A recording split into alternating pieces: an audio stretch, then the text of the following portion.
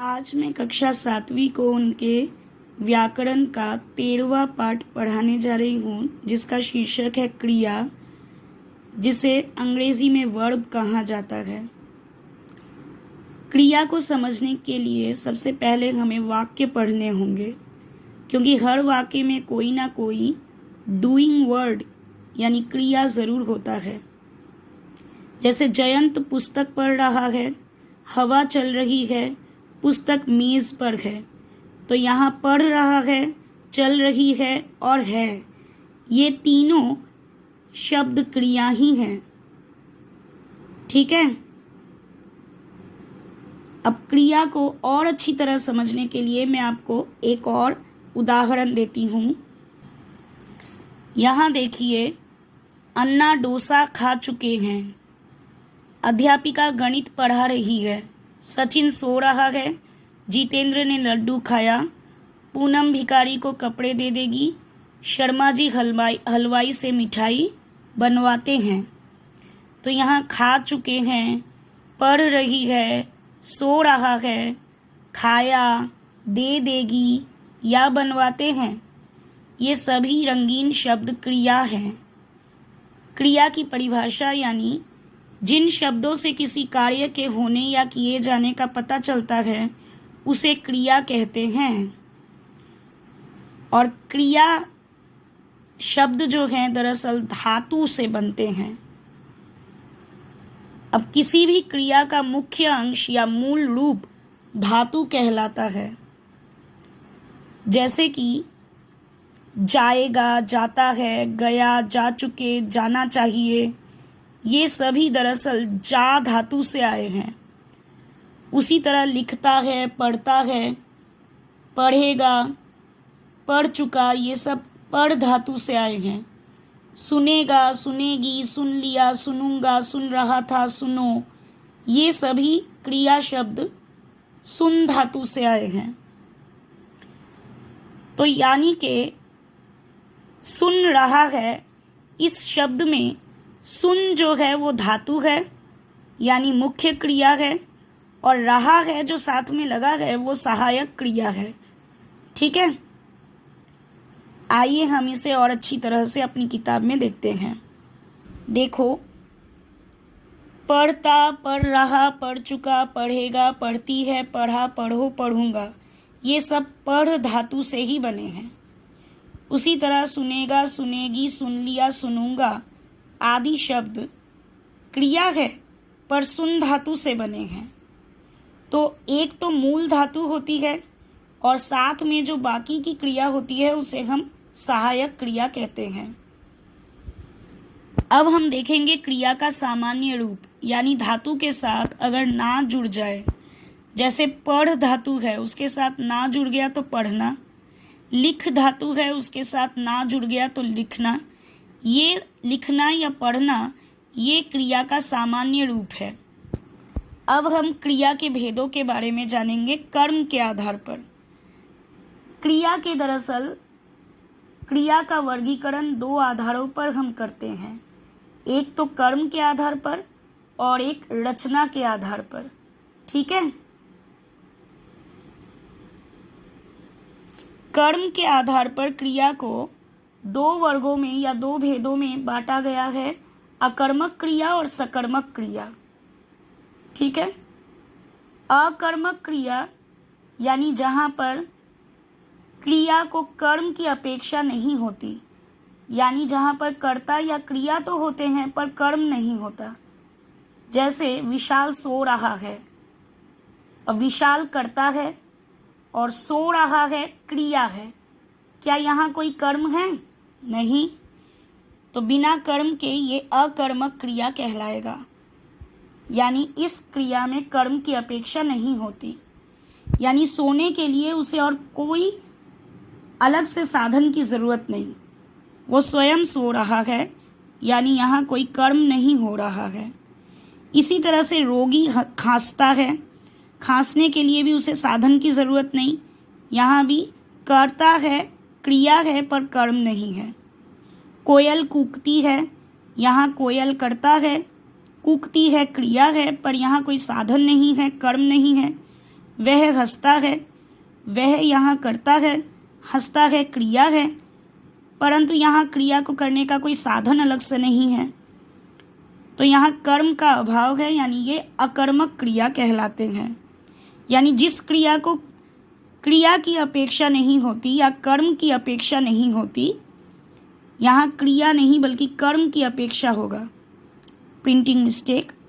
जिस क्रिया को कर्म की अपेक्षा नहीं होती या कर्म की आवश्यकता नहीं होती, उसे हम अकर्मक क्रिया कहते हैं। जैसे आना जाना, उठना बैठना, सोना रोना, हंसना चलना, इन सब कामों को करने के लिए हमें किसी साधन की ज़रूरत नहीं होती, इसलिए यहाँ कर्ता और क्रिया होते हैं, कर्म नहीं। कुछ और भी उदाहरण हैं, जैसे छात्र भाग रहे हैं।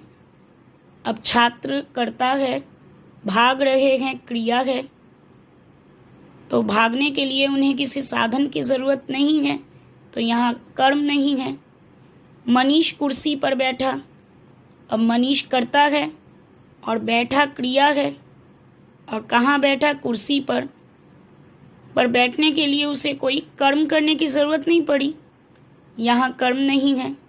अजय चलता है, आदित्य कूदता है, बिजली चमकी, इन सभी में कर्ता और क्रिया तो है परंतु कर्म नहीं है। इन सभी वाक्यों में कार्य सीधा कर्ता के द्वारा किया जा रहा है, कर्म की अपेक्षा है ही नहीं, अतः ये सारे वाक्य अकर्मक क्रिया वाक्य हैं। ठीक है, अब हम बात करेंगे सकर्मक क्रिया की। छवि ने चित्र बनाया, अब छवि करता है, बनाया जो है ये शब्द क्रिया शब्द है, पर उसने क्या बनाया? चित्र बनाया, यहाँ पर कर्म दिया गया है। यानी छवि जो काम कर रही है उस काम के लिए एक साधन है चित्र। छवि ने बनाया, क्या बनाया? चित्र बनाया, यानी यहाँ साधन या कर्म की अपेक्षा हो रही है। गौरव ने गीत गाया, गौरव ने क्या गाया? गीत, यानी गौरव करता है, गाया क्रिया है और गीत कर्म है। दादाजी ने खाना खाया या दादाजी ने खाया, तो जब कुछ खाएंगे यानी कुछ ना कुछ साधन है खाने का, तभी तो वो खा रहे हैं, यानी प्रॉप है। जहाँ पर भी साधन रहता है वहाँ सकर्मक क्रिया, और जहाँ पर भी साधन नहीं रहता वहाँ अकर्मक क्रिया। उसने नाटक देखा, अब उसने देखा, पर क्या देखा? नाटक को देखा, यानी नाटक साधन है। यानी जिस क्रिया का फल कर्म पर पड़ता है तथा जिसके साथ कर्म की अनिवार्यता बनी रहती है, उसे हम सकर्मक क्रिया कहते हैं। यानी ये जो हमने वाक्य अभी अभी पढ़े, उनमें क्रिया का फल सीधे कर्म पर पड़ रहा है, कर्ता पर कोई असर नहीं हो रहा है। पढ़ना, लिखना, लेना देना, खाना पीना, ये सारे काम ऐसे हैं जिनके लिए हमें साधन की ज़रूरत पड़ती है, यानी कर्म की ज़रूरत पड़ती है। इसीलिए ये सारे क्रियाएं जहाँ पर भी होंगी वहाँ हम सकर्मक क्रिया बैठाएंगे। अब लड़का पत्र लिखता है या लड़का लिखता है, अगर लिखना क्रिया है तो वो सकर्मक ही होगा, चाहे पत्र हो चाहे ना हो। यानी वो जब लिखता है तो कागज़ और पेंसिल या कलम से ही लिखता है, कागज़ पर लिखता है, यानी लिखने के लिए कोई साधन तो होगा, यानी यहाँ पर कर्म है, यानी ये सकर्मक कारक है, क्रिया है। मोहन खाना खा रहा है, या अगर लिखें कि मोहन खा रहा है, दोनों ही सकर्मक क्रिया है, क्योंकि खाना रहे या ना रहे, मोहन खा रहा है मतलब खाना ही खा रहा होगा। वह पुस्तक पढ़ रहा है या वह पढ़ रहा है, अगर कोई इंसान पुस्तक पढ़ रहा है या सिर्फ पढ़ रहा है शब्द से ही हमें पता लग रहा है कि उसके पास पढ़ने के लिए कुछ है, कोई ना कोई प्रॉप या साधन है, इसका मतलब कर्म है, यानी सकर्मक कारक। अब सकर्मक और अकर्मक कारकों की पहचान हम कैसे करते हैं? बच्चा फल खाता है, यानी बच्चा खा रहा है। क्या खा रहा है? फल खा रहा है। तो जहाँ पर भी कर्म होता है, खाना, वैसे भी खाना खाने के लिए कुछ तो फूड की ज़रूरत है, खाद्य पदार्थ की ज़रूरत है, चाहे फल हो या सब्ज़ी या कुछ भी हो। तो ये सकर्मक क्रिया है जहाँ पर हमें साधन की या कर्म की ज़रूरत है। पर बच्चा दौड़ रहा है, दौड़ने के लिए उसे साधन या कर्म की ज़रूरत नहीं, इसीलिए यह अकर्मक क्रिया।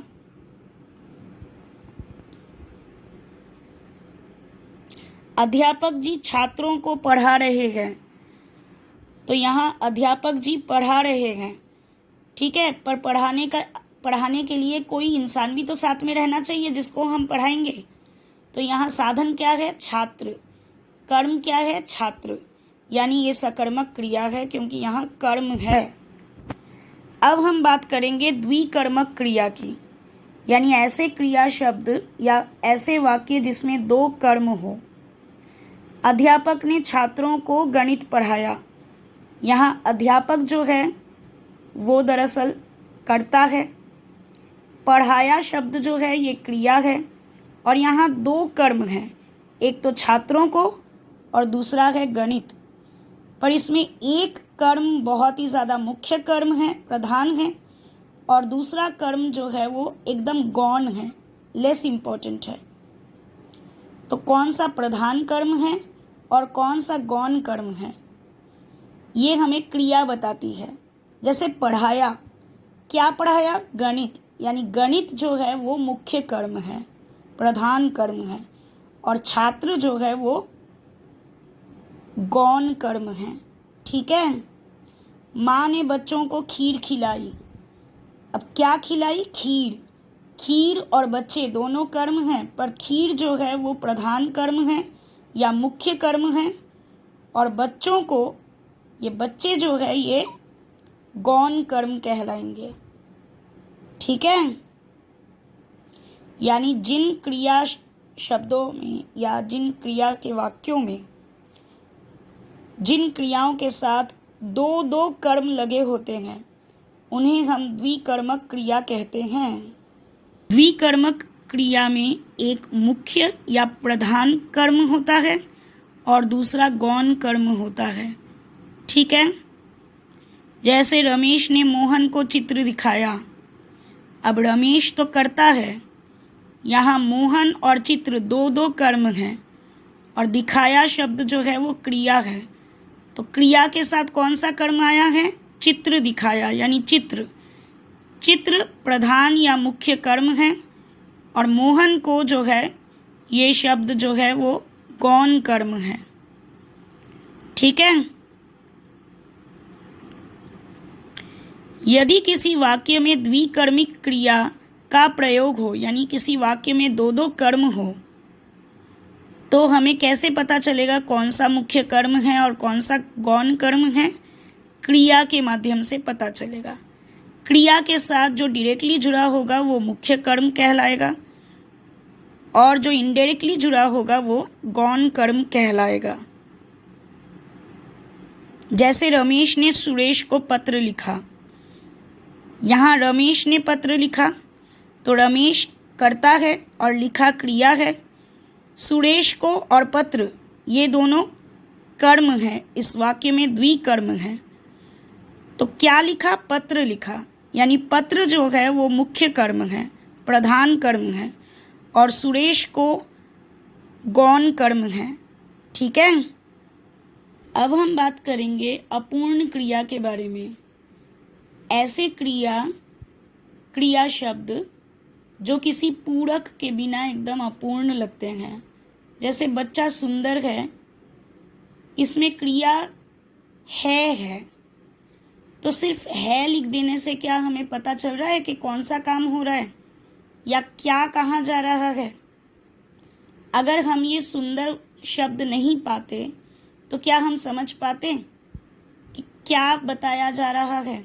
जैसे अगर ये सुंदर शब्द नहीं होता तो वाक्य होता बच्चा है, फिर ये वाक्य अपूर्ण होता। परंतु इसका मतलब क्या है? बच्चा करता है और है एक क्रिया है। कर्ता और क्रिया के होने के बावजूद ये वाक्य अपूर्ण है, यानी ये है क्रिया जो है वो हमेशा अपूर्ण होती है, थी, ये हमेशा अपूर्ण क्रिया कहलाती है, या रही थी, क्योंकि इनसे काम के कौन सा काम हो रहा है ये समझ नहीं आता। इसीलिए उनको पूर्णता प्रदान करने के लिए हम कोई पूरक शब्द लगाते हैं, यानी ऐसे शब्द जो क्रिया की पूर्णता के लिए हम प्रयोग करते हैं उनको हम पूरक कहते हैं, और ऐसी क्रियाएं जो अपने अर्थ की पूर्णता के लिए किसी पूरक का सहारा लेती हैं उनको हम अपूर्ण क्रियाएं कहते हैं। अपूर्ण क्रियाएं सकर्मक भी हो सकती हैं, अकर्मक भी हो सकती हैं। जैसे वह बेईमान निकला, इसमें निकला शब्द जो है ये क्रिया है, पर यह अपूर्ण क्रिया है, क्योंकि अगर बेईमान पूरक नहीं लगता तो हम वह निकला इस वाक्य से कुछ भी नहीं समझ पाते। उसी तरह से कुछ अपूर्ण अकर्मक क्रिया देखो, सुमन बीमार थी। अब बीमार शब्द लगाने से तब जाकर ये थी जो है, ये क्रिया जो है ये पूर्ण हुआ। सुमन थी, क्या थी? बीमार थी, यानी पूरक का इस्तेमाल किया गया। तो यहाँ सुमन के बीमार होने का कोई साधन नहीं है, कर्म नहीं है, यानी ये अकर्मक क्रिया है, पर अपूर्ण अकर्मक क्रिया है। अब हम अपूर्ण सकर्मक क्रिया के उदाहरण को देखेंगे। हमने मोहन को मूर्ख बनाया। हमने यानी कर्ता, बनाया क्रिया है, और मोहन को जो है ये कर्म है, यानी यहाँ कर्ता भी है, कर्म भी है, क्रिया भी है, पर बनाया क्रिया से हमें कुछ समझ ही नहीं आ रहा है। जब तक हम इसमें पूरक मूर्ख को प्रयोग नहीं करते तब तक हमने मोहन को बनाया ये वाक्य अपूर्ण सकर्मक क्रिया कहलाएगी। अपूर्ण सकर्मक क्रिया को पूर्ण करने के लिए भी हमने मूर्ख शब्द यानी मूर्ख पूरक का सहारा लिया, तब जाके ये वाक्य अर्थपूर्ण बना, सार्थक बना। अब हम रचना के आधार पर क्रिया के भेदों को पढ़ेंगे। रचना के आधार पर क्रिया के 4 भेद होते हैं: संयुक्त क्रिया, नाम धातु क्रिया, प्रेरणार्थक क्रिया और पूर्वकालिक क्रिया। सबसे पहले बात करेंगे संयुक्त क्रिया के बारे में, यानी जिस वाक्य में 2 क्रियाएं एक साथ आ जाए उनको हम संयुक्त क्रिया कहते हैं। जैसे वे चले गए, तो चले और गए 2 क्रियाएं एक साथ बैक टू बैक आई हैं। पुलिस ने चोर को पकड़ लिया, तो पकड़ और लिया 2 क्रियाएं एक साथ बैठी हैं। आकाश में बादल घिर आए, घिर और आए ये दोनों ही क्रियाएं एक साथ हैं।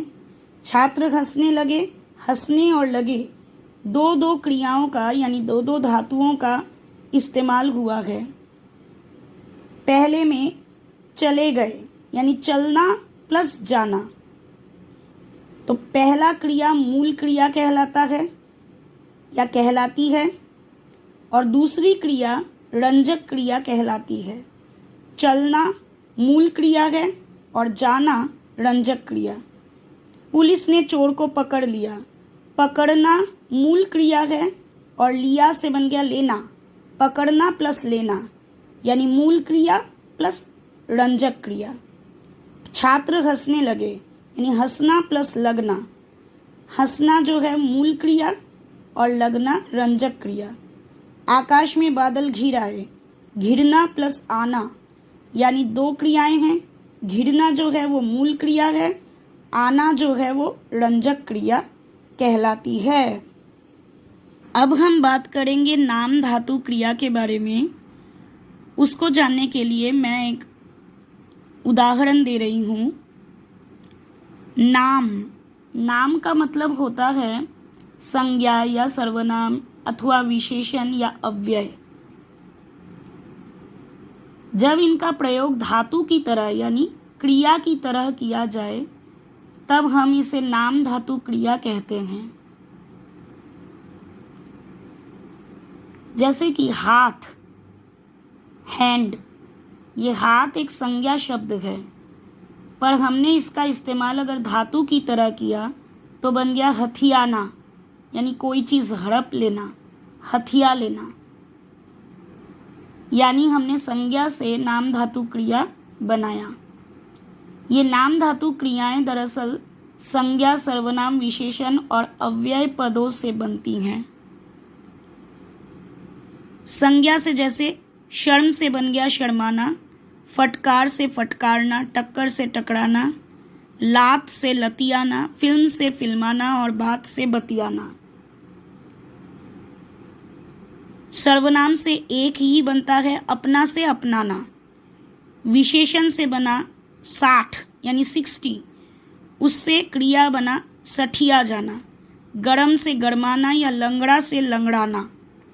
और अव्यय से बना खटखट से खटखटाना, टिमटिम से टिमटिमाना और भिन भिन से भिन भिनाना। यहाँ पर नाम धातु क्रिया के कई और उदाहरण भी दिए गए हैं। संज्ञा, सर्वनाम, विशेषण और अव्ययों के कई सारे उदाहरण आपको यहाँ पर मिलेंगे, जैसे हिन हिन से हिन हिनाना, गड़ गड़ से गड़गड़ाना, बड़बड़ से बड़बड़ाना।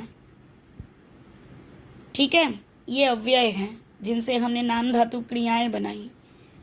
कुछ विशेषण हैं जैसे चिकना से चिकनाना, दोहरा से दोहराना, तोतला से तुतलाना, मोटा से मुटियाना। ये सारे विशेषण हैं जिनसे नाम धातु क्रियाएं बनी।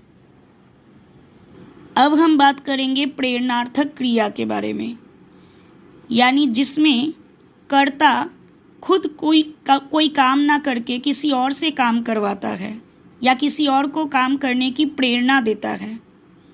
यानी जिस क्रिया से इस बात का बोध हो कि कर्ता स्वयं कार्य न करके किसी दूसरे को काम करने के लिए प्रेरित करता है, उसे हम प्रेरणार्थक क्रिया कहते हैं। जैसे पिताजी माली से पौधों में पानी डलवाते हैं, यानी पिताजी खुद पानी नहीं डालते, माली से डलवाते हैं। मालिक ने नौकर से सामान मंगवाया, नौकर ने मुझसे पत्र लिखवाया। तो यहाँ काम हो रहा है परंतु कर्ता उस काम को नहीं कर रहा है, किसी और से काम करवा रहा है। प्रेरणार्थक क्रिया के कुछ और उदाहरण हैं। दादाजी अनु से पानी मंगवाते हैं, माँ बच्चों को दूध पिलवाती है, राधा ने छात्रों से पत्र लिखवाया, कोच रोज सवेरे दौड़वाता है, कि अध्यापक बच्चों से पाठ पढ़ाता है, माँ बच्चों को दूध पिलाती है, उसने सब कुछ लुटा दिया, हिमांशु गीत सुनाता है। या माँ बच्चे को नौकरानी से दूध पिलवाती है, अध्यापक ने छात्रों से लेख लिखवाया, मालिक ने माली से फूल तुड़वाए, दादी ने धोबी से कपड़े धुलवाए। प्रेरणार्थक क्रिया में पढ़ना का पढ़वाना, पढ़ाना, चलना का चलाना या चलवाना, हंसना का हंसाना या हंसवाना, पीना का पिलाना या पिलवाना, इस तरह से क्रिया के रूप में परिवर्तन आ जाता है। अब हम बात करेंगे पूर्वकालिक क्रिया के बारे में। पूर्वकालिक क्रिया में हम लोग दो तरह के काम करते हैं। बच्चा दूध पीकर सो गया, यानी बच्चा सो गया पर सोने से पहले उसने कुछ काम किया, वो काम पूर्वकालिक क्रिया कहलाएगा। यानी उसने क्या काम किया? दूध पिया। यानी यहाँ पीकर शब्द जो है ये पूर्वकालिक क्रिया है। अतिथि खाना खाकर चले गए, यानी अतिथि जा चुके हैं, अतिथि चले गए पर जाने से पहले उन्होंने खाना खाया, यानी खाकर शब्द जो है ये पूर्वकालिक क्रिया है। छात्र पढ़कर खेलने चले गए या वे पढ़ाकर चले गए, यानी जाने से पहले छात्र पढ़कर गए या वे चले गए पर जाने से पहले पढ़ा कर गए। मैं नहा कर जाऊंगा, तो मैं जाऊंगा पर नहा कर। बच्चा खेल कर आया, बच्चा आया पर उससे पहले वह खेला, वह खेल कर आया। राधा खाकर चली गई, यानी राधा चली गई पर खाकर गई। यानी कोई भी क्रिया होने से पहले एक और क्रिया ऑटोमेटिकली हो चुका है, और इस क्रिया के साथ, पूर्वकालिक क्रिया के साथ हमेशा कर धातु, कर प्रत्यय लगा रहता है। खाकर, पढ़ाकर, नहाकर, खेलकर, पीकर, पढ़कर। तो इस कर प्रत्यय के लगे होने की वजह से आप आसानी से पूर्वकालिक क्रिया को पहचान सकते हो। किसी भी मुख्य क्रिया से पूर्व कोई भी अगर क्रिया घटित हो रही है तो उसे हम पूर्वकालिक क्रिया कहते हैं, और इस क्रिया में मूल धातु के साथ कर शब्द जुड़ जाता है। अब हम बात करेंगे सहायक क्रिया और रंजक क्रिया के बारे में।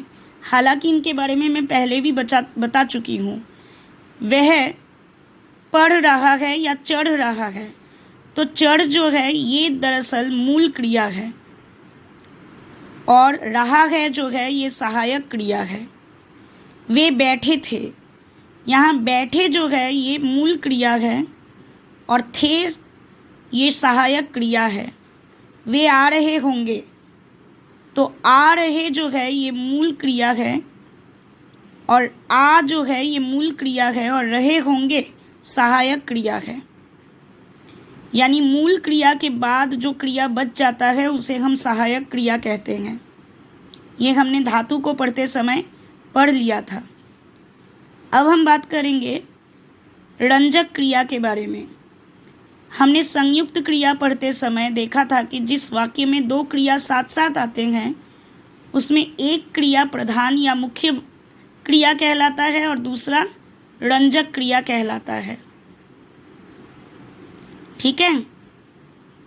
जैसे सैनिक ने आतंकवादी को मार डाला, तो मार डाला, तो मारना जो है ये मुख्य क्रिया है और डाला जो है ये रंजक क्रिया है। यानी ये उस क्रिया की में और ज़्यादा विशेषता लाने के लिए इस क्रिया को लगाया गया। मार के साथ डाला लगाया गया और थोड़ा विशेष बनाने के लिए।